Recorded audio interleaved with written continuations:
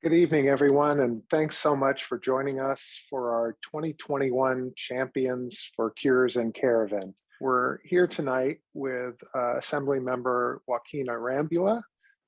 He is the Assembly Member for the 31st District of California.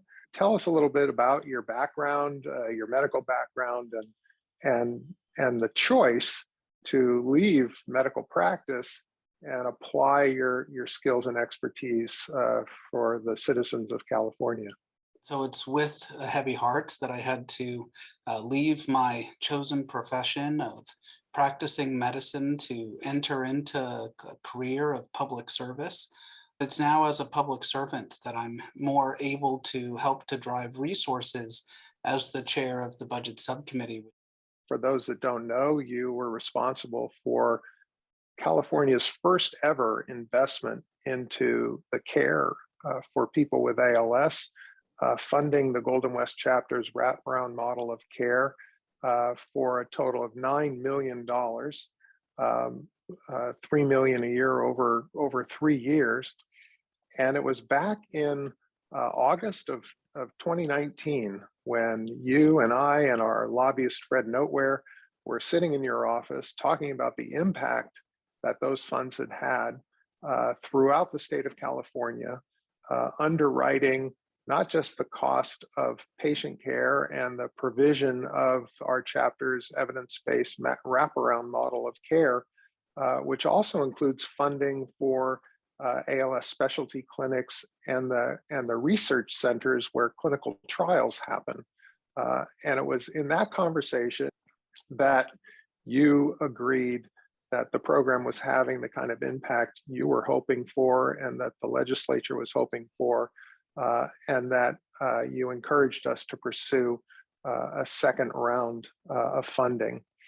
The result of that effort was Governor Newsom's signature on the budget, which allocated an additional $15 million to the Golden West chapter over 5 years, bringing the total that you have generated in support of California's ALS community to $24 million, which is an unprecedented level of state funding anywhere in the United States. So it really was the core message and purpose that you brought about the wraparound services that I thought was so important for us to continue and allowed me easily to want to champion and partner with you. I think, like many of us, there are friends and neighbors of ours who are struggling with ALS. And the ability for us to work on this pilot and now program for the state allows me to have hope that we're going to better provide services for people who are living with ALS right now. The two faces of ALS that are most prominent in my mind that have been part of our state advocacy efforts are, of course, our first advocate, Jim Barber, and his wife, Cheryl, who came with us to Sacramento many times to tell their story. And then, of course, Rusty Seelix was familiar to many, many people in the Capitol, and Rusty was the patient champion for our first funding request.